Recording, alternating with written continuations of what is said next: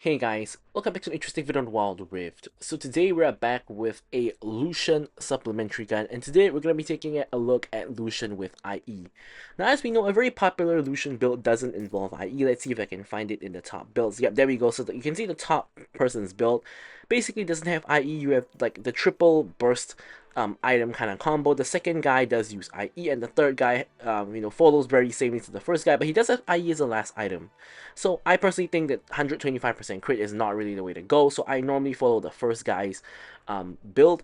But what if we swap out one of these, attack speed items for instead going for IE? So you're going to start with, of course, the Gluttonous Grease for the AD and the Omnivamp, and then your first item is pretty much always going to be Stormrazor. Stormrazor is a really strong item on Lucian. Of course, Bloodthirster is an option as well, but Lucian kind of wants to get early kills in Snowball, and Stormrazor does just that for him with that bonus damage from the Storm Arrow passive. And then now you move into your second item.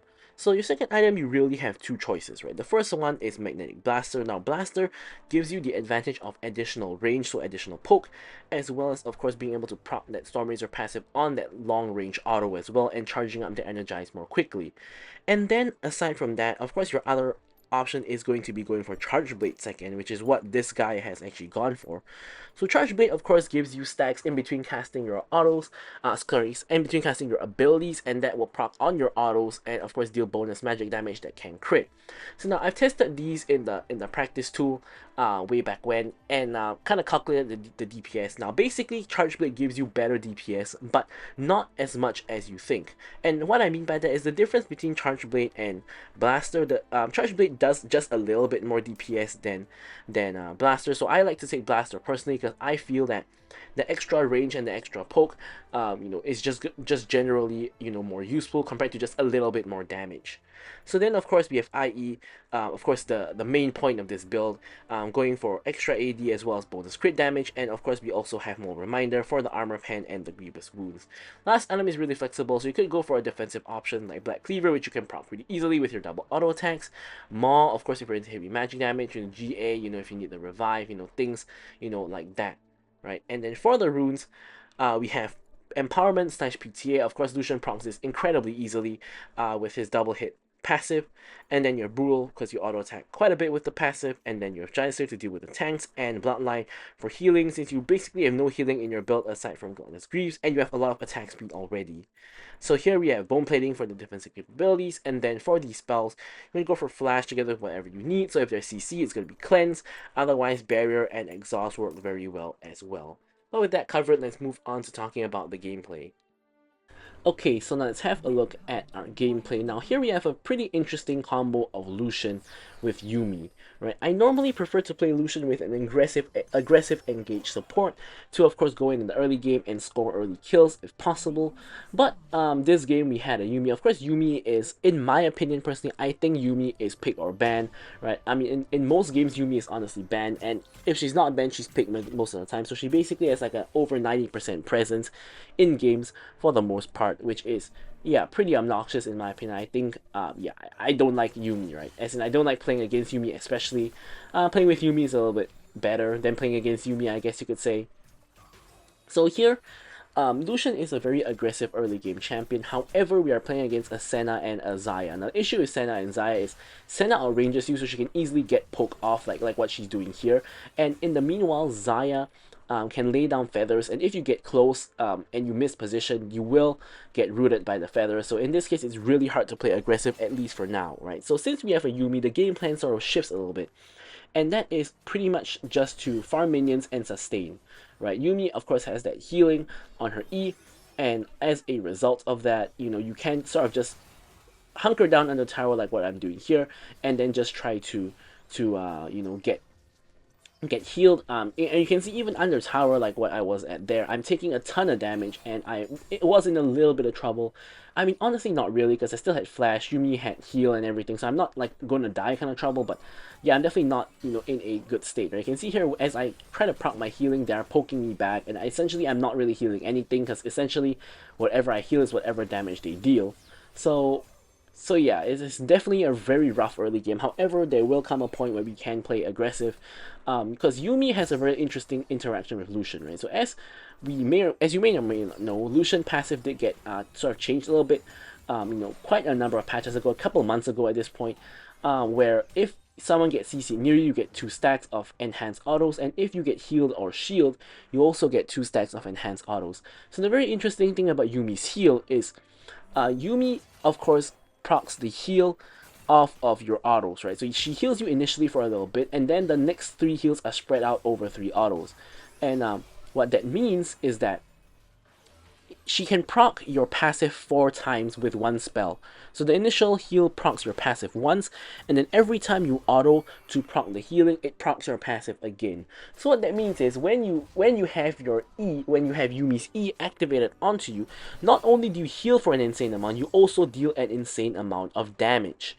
And that is really the interaction that makes Lucian Yumi good and viable at all. Because other than that, Yumi is normally wants to play with a hyper carry, and Lucian isn't really a hyper carry at all. He's more of a burst spell caster kind of marksman, where of course you're not any kind of hyper carry playing front to back. Right? You want to be kind of close to the action to get into range, which of course your range is very short, to kind of just blast people down. Right, so that's kind of the situation with Lucian Yumi. You will be able to see that in this gameplay itself, because I do know that at some point I flip a switch and I just go ham, and just go to town on these folk, and yeah. So you will be seeing that soon, right? So of course, as of now, we are at an item disadvantage. I mean, firstly, Senna now has the anti-heal, which is, makes the job even harder, of course, to sustain and heal. And also Xayah has a longsword advantage against me. Yumi here gets rooted. And Yumi getting kind of poked here is actually not a very bad thing, because in general Yumi is going to be attached, right? So Yumi's health bar is not the most important thing in the world, right? Because if the person she's attached to dies, she dies anyway, right? So if Yumi can actually take poke that is non-lethal, it's actually really insane. Now here you can see here we flash over the Xayah feathers, we get the kill onto Xayah, and now we're going onto the Senna. Yumi healing, proccing, but the anti-heal is pretty toxic here.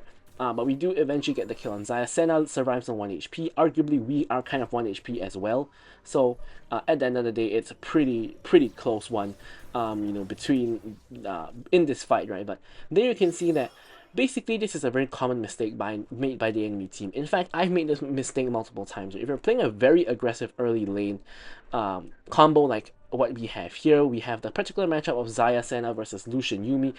They can basically bully us, right? So they kind of get used to the fact that they're stronger and disrespect the enemy's damage completely, right? Now I've done this mistake many times, especially on champions like Caitlyn or Draven, where you basically shove them under tower permanently, and every time they walk up, you poke them, and they basically get to a state where you're just getting bullied constantly for the first couple minutes of the game. As here we take another very aggressive trade onto Xayah. And then you kind of get used to being the aggressor, and you think that they can't fight back, up till the point where you overextend, and then you make a mistake and you realize that they instead end up killing you. So you've basically spent the whole early game bullying them, and then they end up killing you instead when you've never actually killed them. Very common occurrence. I guess it's something to do with human psychology and things like that, right? Because you think that you're the bully and you're bullying them, and then you end up just dying instead, right? Which is pretty ironic, of course, given the situation. But yeah, I mean, that happens very often. So always when you play aggressive, you can never get into the mindset that there's nothing they can do to me. I mean, of course in some cases that's true, but I mean in this case, it's clearly not, right? In a lot of cases it's clearly not. So you definitely don't want to be making the mistake that they made and kind of throwing the lead. Alright. And you can see that they are still playing very well against us, right? I'm even in terms of goal with Xayah, despite being 1 kill up on her and her taking a death. So it's not like they're playing really poorly or whatnot, but just think about how much bigger their lead could have been if they did not make the mistake of dying to us, right? So here we're just going back to the game plan, just farming and waiting for our opportunity to go in.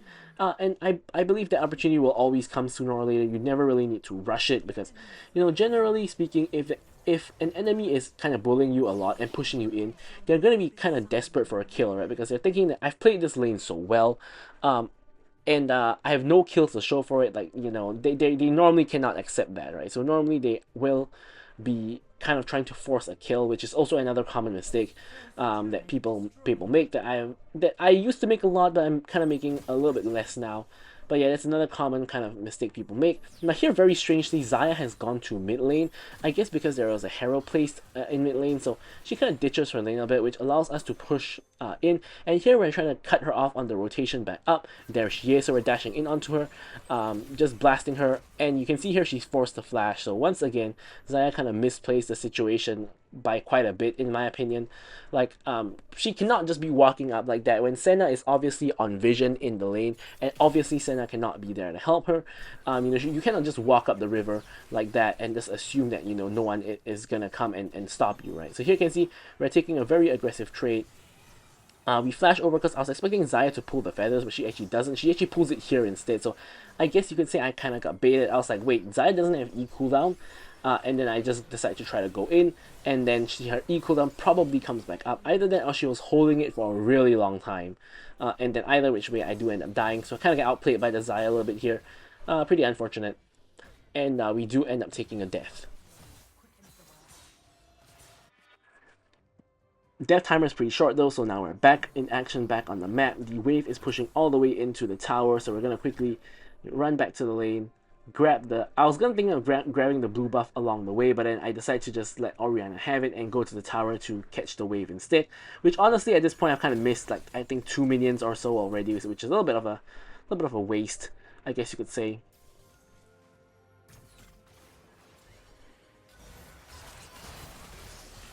Here I run straight into Orianna. Honestly, solo kills the Xayah here. I tried to clip her with some of my bullets to at least get an assist, but I don't actually get any assist. So this was a complete solo kill from Orianna. Although I looked like I was doing something, I really wasn't doing anything. I guess I was eating the Senna spells to allow Orianna to step up. But other than that, I wasn't actually doing any damage to Xayah whatsoever. So either way, Xayah is now 0-3, which is pretty ironic considering that she was doing pretty well in the lane. And by pretty well, I mean that she was bullying me the entire time, but you can see that that doesn't always work out, right? So I think to them, it's like they feel like, I've won this lane so hard, but I've just got a couple of unlucky deaths. And yeah, I guess that kind of happens sometimes, but I wouldn't say that they were a little bit unlucky. I would say that they kind of misplayed the situations a little bit. But yeah, anyways, here, all the lanes are occupied, so we're going to head back up to the top lane, and Xayah is right there. So here you can see Xayah makes a huge mistake. She pulls back the feathers, and this is the green light for me to just run in on her because she doesn't have her E. She cannot peel herself at all. So here we just blast her, and we get 200 gold from her death because she's already taken 4 deaths in a row. But yeah, we easily pick up the kill onto her with that huge mistake being made, and we can now reset and get some item components. Yuumi also gets the veil, and also has Ardent Sensor at this point, so that will be helpful for me to get off my passive autos a little bit quicker, I guess. And yeah, so next dragon is up. We can see Poppy and Lissandra in the bot lane, so if anything, this will be a contest at max with the jungler and the bot lane. So it doesn't look like there's any contest at all. We pick up the dragon pretty much for free, while the enemy team is trading it for our tower. Now honestly, as I mentioned in like my last video, I believe it was yesterday, I personally feel that trading tower for dragon is a good deal because I think dragons are relatively useless. And I think dragon has been useless for a couple of years now. I think that maybe it's been 2 years or whatnot that dragon has basically been useless. Like there was a time where dragons were really OP, like with the triple dragon, like multiplying the percentages. Like it used to start, for example, Infernal Drake used to give you 5% more damage, and then when you got a second dragon, Infernal Drake now gave you 10%, and your third dragon it gave you 15%. And all of these dragon things scale with each other. So if you got one dragon, it was only at base level. If you got 2 dragons, both of the dragons would be at the second level, and if you got triple Drake, all would be at third level, and that is an actual win condition that you could use to win the game. Now at this stage, getting triple dragon, getting dragon soul is not a win condition, right? And it's a very funny thing as a huge fight breaks out here. Maybe we'll talk about that after the fight. We already get a kill, and now we have Kha'Zix in the back line trying to assassinate us. We're trying to outplay him. We dash away. He flashes after us. We manage to kill him, and yeah, eventually we do end up coming out on top. So here we got the Yuumi E, we're trying to play a little bit aggressive, we're trying to one-shot the Xayah, which we do, but Poppy does block our dash. Look at that, we tried to dash onto Senna, but Poppy disrupted the dash, and as a result we do end up dying. Poppy, I'm not sure why she didn't just kill Yuumi there, she tries to spin the helicopter, but yeah, it doesn't really work out. So back to the backstory of Dragon, right? So I don't know if you guys remember, but I think it's like 2 to 3 years ago at this point when Riot basically did a test in normal PvP where they tested out Dragon Soul versus like stacking dragons versus like how many dragons does it take to get soul? Is it 3? Is it 4? And then it used to have a convoluted thing like the first dragon counts for 1 point and future dragons count for 1.5 points, and you need like so I think you need like 3 points to get the dragon or something like that, and then basically it meant the first dragon was useless and only the second and third dragon actually mattered because you could get soul off of the second and third dragon. And then you had so many weird scenarios like they're testing the stacking dragons, things like that, and then they basically concluded from the testing that dragon soul was not really good, and instead it was actually better. As we managed to barely secure Baron before we get yeeted out of the pit.